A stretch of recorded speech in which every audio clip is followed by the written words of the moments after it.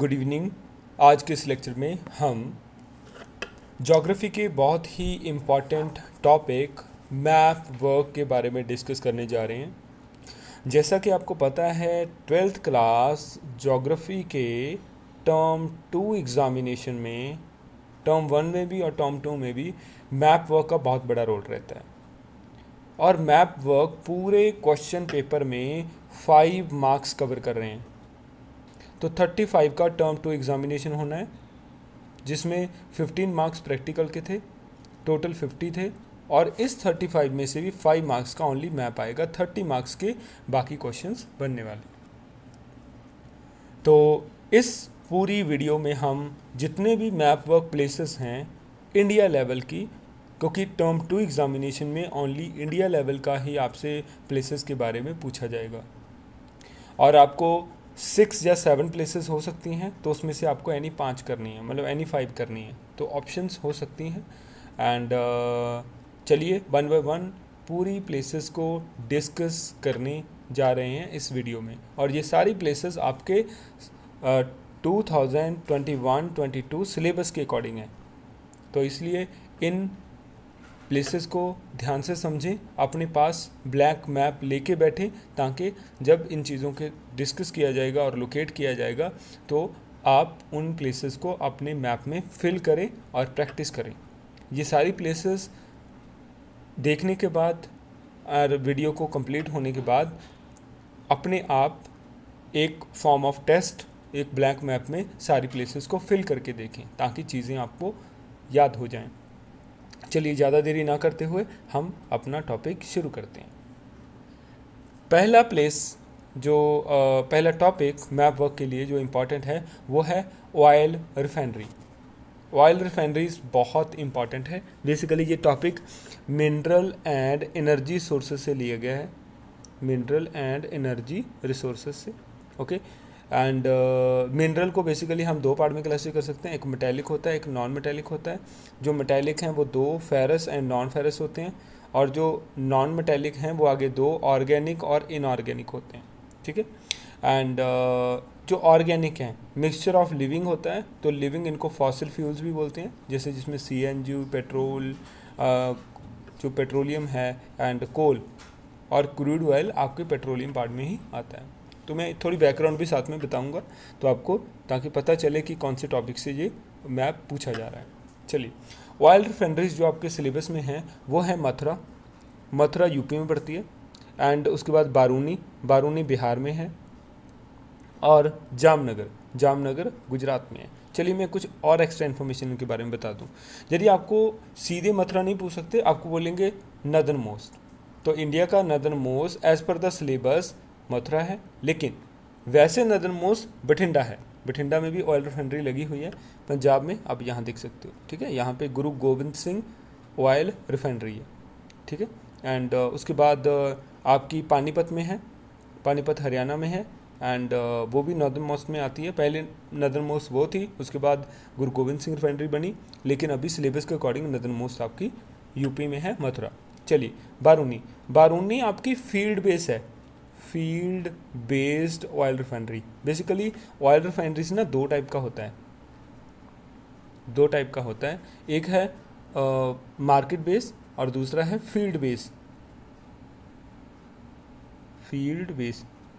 Sorry जो मैंने आपको इस बारूनी का बताया है, तो Barauni is a market base, not a field base. Field base जो है वो है आपकी डिगबोई।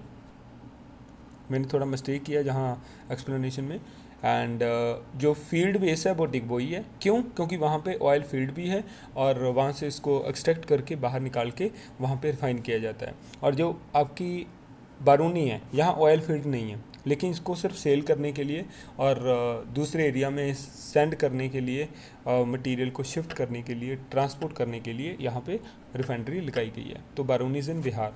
जामनगर की स्पेसिफिकेशन बताऊँ तो जामनगर एशिया की सबसे लार्जेस्ट है, Asia's largest oil refinery. India का तो है ही हो, लार्जेस्ट ऑयल रिफाइनरी। होप आपको चीज़ें समझ में आ गई होंगी।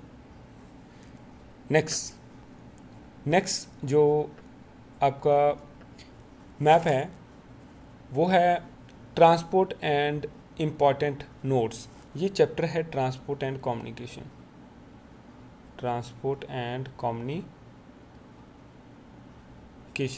काफ़ी इम्पॉर्टेंट है। एंड इस ट्रांसपोर्ट एंड कम्युनिकेशन टॉपिक में जो ज़्यादातर इम्पॉर्टेंट है वो आपके 2 टाइप रोड सिस्टम हैं, ठीक है, वो पता होना चाहिए। पहले ट्रांसपोर्ट के वेरियस मीन्स हैं, ठीक है, कौन कौन से हैं, वो हैं रोडवेज, पहले land, then water, then air. जो लैंड है आगे 3 पार्ट में क्लासिफाई होती है, जिसमें रोडवेज, रेलवेज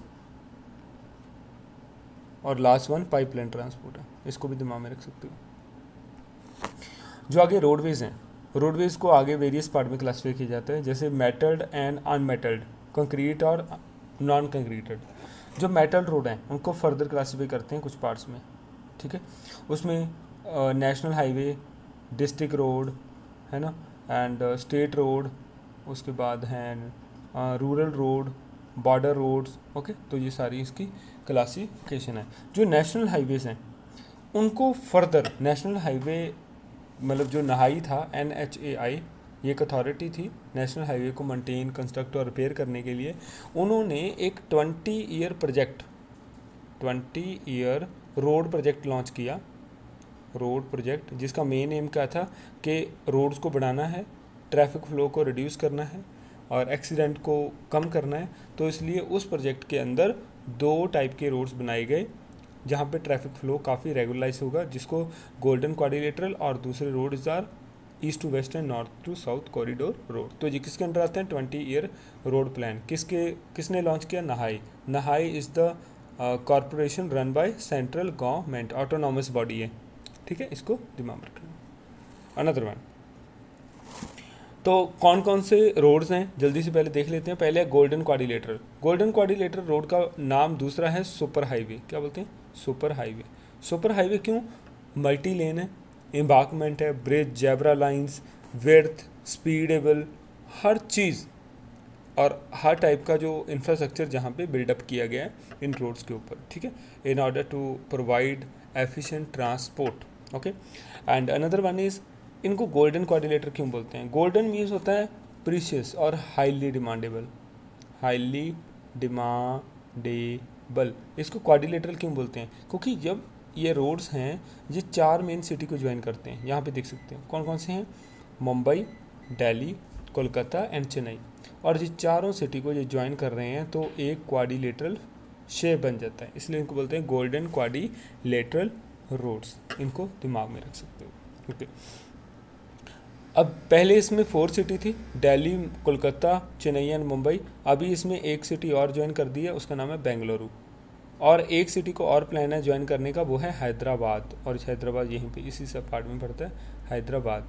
और करंट टाइम में इसके ऊपर 4 सिटीज़ हैं, लेकिन कई बुक्स में 4 सिटी भी दिया हुआ है, और करंट में इसमें 6 सिटीज़ है दिया, याद रखना, ओके। नाउ उसके बाद जो दूसरा इम्पॉर्टेंट रोड सिस्टम है जो 20 ईयर रोड प्लान के अंदर आएगा, वो है नॉर्थ साउथ और ईस्ट वेस्ट कॉरिडोर रोड। इनका नाम कॉरिडोर इसलिए रखा गया है क्योंकि ये रोड्स 2 एक्सटेंट, मतलब 2 एक्सट्रीम एक्सटेंड एरिया हैं, उनको ज्वाइन करते हैं, extreme point of the country, north to south, Srinagar to Kanyakumari via, आप देखिए श्रीनगर टू जम्मू, जम्मू टू आगे Jalandhar, then Ludhiana, part of Chandigarh, Chandigarh के बाद दिल्ली के बाद आगे उसके बाद enter in UP, then Madhya Pradesh, then Maharashtra, then part of Telangana, Karnataka and Andhra Pradesh, then Tamil Nadu till Kanyakumari.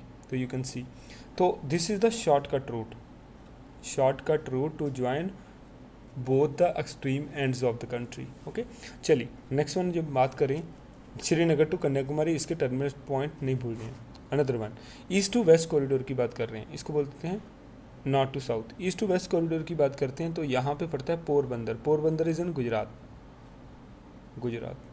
To Silchar is in Assam, कहाँ पड़ता है, असम। तो गुजरात को असम के साथ ज्वाइन कर रहे हैं। तो स्टेट्स आर यहाँ पे Gujarat, then we can say Rajasthan, then Madhya Pradesh, then UP, UP के बाद देन बिहार, बिहार के बाद देन वेस्ट बंगाल एंड यहाँ पे name of the place is Assam, state का नाम असम है and Silchar place is there. Okay, east to west extend, इसका भी नाम याद रख लेना। और इस रोड्स को बोलते हैं ईस्ट टू वेस्ट, और ब्लैक कलर से जो शो किया गया उसको बोलते हैं नॉर्थ टू साउथ कॉरिडोर, और जो रेड कलर से शो किया गया उसको बोलते हैं गोल्डन क्वाड्रिलेटरल रोड्स। इनको दिमाग में रख लेना। चलिए नेक्स्ट मैप जो है वो मैप है आपका regarding the lowest and highest population density. सबसे पहले पॉपुलेशन डेंसिटी होता क्या?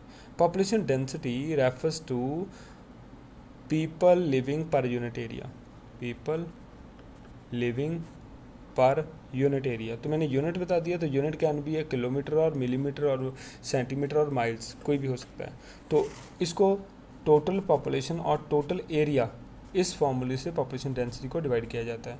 इसको ना मैन लैंड रेशियो भी बोलते हैं, मैन लैंड रेशियो। बेसिकली इसकी 3 टाइप्स होती हैं, याद रखनी भी चाहिए, अरिथमेटिक डेंसिटी और फिजियोलॉजिकल डेंसिटी एंड उसके बाद है एग्रीकल्चर डेंसिटी। ये टाइप्स पता होनी चाहिए। चलिए हम डेंसिटी बात करते हैं, और डेंसिटी कहाँ पे ज़्यादा कहाँ पे कम, ठीक है। तो यदि हम हाई डेंसिटी की बात करते हैं तो बिहार आता है, और यदि हम अरुणाचल प्रदेश की बात करते हैं तो लो पॉपुलेशन डेंसिटी है। मैं ना यहाँ पे सेंसस वाइज डाटा बताता हूँ। 2001 के अकॉर्डिंग जो हाईएस्ट था वो वेस्ट बंगाल था, लेकिन यहाँ पे बिहार दिया है, क्योंकि ये डाटा आपको 2011 का दिया हुआ है, 11 का। एक के अकॉर्डिंग भी आपको थोड़ा दिमाग में रखना है, शॉर्ट क्वेश्चन पूछा जा सकता है कई बार। वेस्ट बंगाल हाई, ठीक है। यदि लोएस्ट की बात करते हैं तो अरुणाचल प्रदेश ही आएगा, अरुणाचल प्रदेश लोएस्ट, ठीक है। और बिहार का जो टोटल पॉपुलेशन डेंसिटी है वो 1102 है, अरुणाचल प्रदेश का 17 है, ठीक है। तो ये कुछ इसके तथ्य हैं, इनको दिमाग में रख लेना। चलिए उसके बाद यदि स्टेट की बात करें हम यहाँ पे यूटी, स्टेट की तो है, यूटी की बात करें तो सबसे ज़्यादा दिल्ली में है। कितना? 11,297 पर्सन पर स्क्वायर किलोमीटर, 2011 के डाटा के अकॉर्डिंग है। इनको दिमाग में रख लेना। चलिए उसके बाद नेक्स्ट पे चलते हैं। तो कोल माइंस, ये भी mineral and energy resource chapter से ही है, ठीक है, रिसोर्सेज चैप्टर से ही है। और कोल फॉसिल फ्यूल है, मैंने ऑलरेडी बता दिया आपको, सेडिमेंट्री रॉक्स के अंदर मिलेगा। And coal has of basically how many type? 4 type. कौन कौन से हैं? एंथ्रेसाइट, बिटुमिनस, लिग्नाइट एंड पीट। तो ये 4 टाइप्स आर देयर, और best quality anthracite and bituminous है। लिग्नाइट और पीट लोअर क्वालिटी के हैं, इनको दिमाग में रख लेना। चलिए हम इनकी प्लेसेस देख लेते हैं। और कोल माइंस आपको ज़्यादातर मिलेंगी झारखंड के एरिया में। आप देखिए बोकारो और झरिया, और भी हैं, Raniganj is also there, and Raniganj is in west Bengal and Bokaro and Jharia is in Jharkhand, जो सिलेबस की हैं। ओके, एंड नवेली काफ़ी बार पूछा गया और पूछा भी जा सकता है, क्योंकि नवेली ओनली प्लेस इन तमिलनाडु यहाँ पे कोल मिलता है। कोल की क्वालिटी पूछ सकते हैं, लिग्नाइट कोल है, लिग्नाइट कोल क्या होता है? लोअर क्वालिटी, ठीक है, लोअर क्वालिटी का कोल मिलता है। लिग्नाइट ओनली फाउंड इन नवेली is the place in Tamil Nadu, याद रखना, ठीक है। और इसलिए इसी बेल्ट को बोलते हैं बच्चे, इसी बेल्ट को बोलते हैं रूहर ऑफ इंडिया, इंडिया का रूहर बोलते हैं। क्यों? क्योंकि यहाँ पे कोल मिलता है। आयरन ओर का भी मतलब अवेलेबिलिटी यहाँ पे है, जब कोल और आयरन ओर दोनों मिलेंगे, और both are the basic raw material for iron and steel industry. तो यहाँ पे आयरन एंड स्टील इंडस्ट्री काफ़ी मिलती है, स्टील इंडस्ट्री, ठीक है। इन चीज़ों को दिमाग में रख लेना। इसी को छोटा नागपुर प्लेटू बोलते हैं।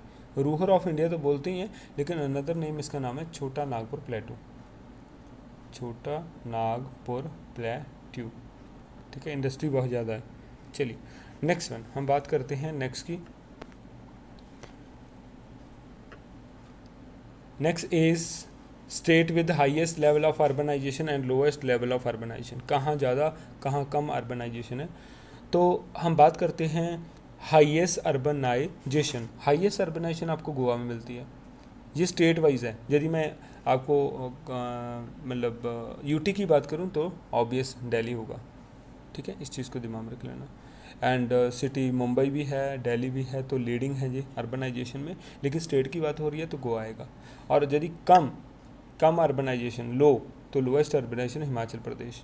चलिए एक कॉमन सेंस का क्वेश्चन पूछता हूँ, मुझे बताइए स्टेट विद लोएस्ट रूरलाइजेशन, मतलब रूरल पॉपुलेशन कहाँ कम है? गुड, गोवा होगा। गोवा क्यों होगा? क्योंकि गोवा में ऑलरेडी अर्बन पॉपुलेशन ज़्यादा है तो रूरल कम होगी। तो सेम लोएस्ट अर्बन पॉपुलेशन यदि आपसे पूछा जाए तो यहाँ पे हिमाचल प्रदेश। और यदि हाईएस्ट रूरलाइजेशन बोला जाए, highest rural population will be in Himachal only. तो ज़्यादा रूरल है तभी लो अर्बन है, तो वो चीज़ दिमाग में रखना, पजल नहीं होना बिल्कुल भी इस चीज़ में, ठीक है। चलिए उसके बाद हम आगे बात करते हैं कॉपर माइंस। ये भी काफ़ी इंपॉर्टेंट टॉपिक है कॉपर। एंड सबसे पहले copper is a good conductor of किसका? इलेक्ट्रिसिटी। तो इलेक्ट्रिक इंडस्ट्री में बहुत हाई स्केल पे यूज़ किया जाता है, ठीक है, इलेक्ट्रिकल पार्ट में। Another one, copper is also use to mix up with gold, तो ज्वेलरी पार्ट में इसको यूज़ किया जाता है, ठीक है। कॉपर एक मेटेलिक मिनरल है, याद रखना ये भी।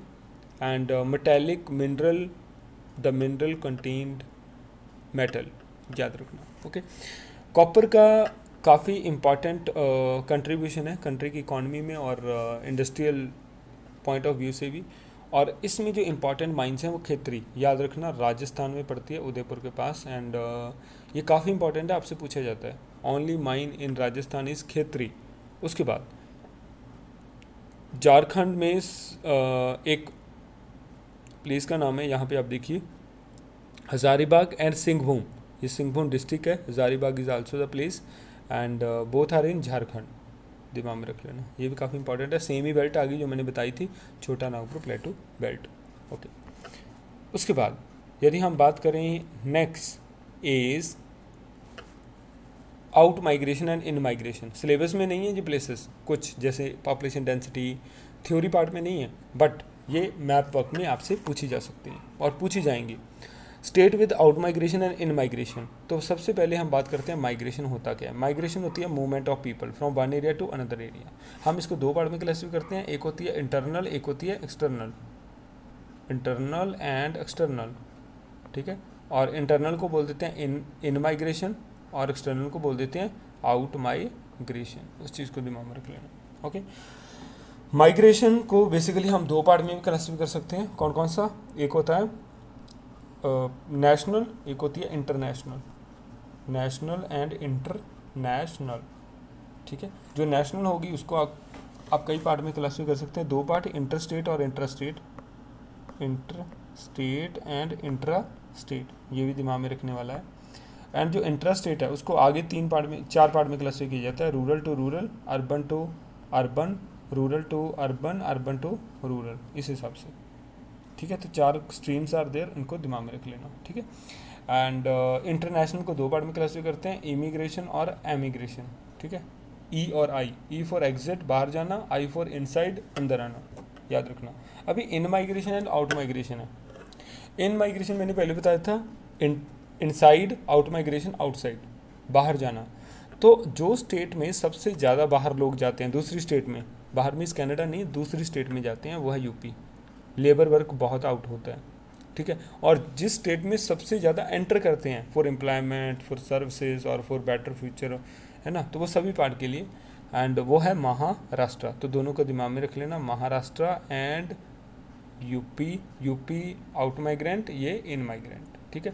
यदि यूटी की बात करें तो दिल्ली सबसे ज़्यादा है, फिर मुंबई का रैंक आता है, कोलकाता का, चेन्नई का रैंक आता है, तो इस हिसाब से, ओके। लेकिन आपको दो स्टेट पक्का याद रखनी है। चलिए नेक्स्ट वन है bauxite mine. Bauxite also playing an important role, ठीक है। बॉक्साइट का अलॉय जो एल्यूमिनियम है, दोनों को मिला के, ठीक है, एयरक्राफ्ट इंडस्ट्री में यूज़ करते हैं। अरे भाई एयरक्राफ्ट इंडस्ट्री में क्यों यूज़ करते हैं? क्योंकि both are of light weight है और स्ट्रेंथ बहुत ज़्यादा है, मतलब हार्ड है। जब हार्ड भी हैं और मतलब लाइट वेट भी है तो उसको लिफ्ट करना आसान है, तो एयर क्राफ्ट मैन्युफैक्चरिंग में इनको यूज़ किया जाता है, इनको दिमाग में रख लेना। And aluminium and site. चलिए उसके बाद इम्पॉर्टेंट बॉक्साइट माइन है कटनी। कटनी कहाँ पड़ता है? इन मध्य प्रदेश। ओके एंड काफ़ी इंपॉर्टेंट है, पूछा गया। And another one is Bilaspur की बात करते हैं। बिलासपुर है छत्तीसगढ़। छत्तीसगढ़ की वैसी कैपिटल न्यू रायपुर है, ठीक है। And Koraput is in Orissa. तो तीनों इंपॉर्टेंट हैं, पूछे जाते हैं, कई बार रिपीट भी हुए हैं। कोरापुट उड़ीसा, बिलासपुर छत्तीसगढ़ और कटनी मध्य प्रदेश। काफ़ी इंपॉर्टेंट है, प्लीज़ इनको देख लेना। ओके अनदर वन आगे है city more than 10 million population.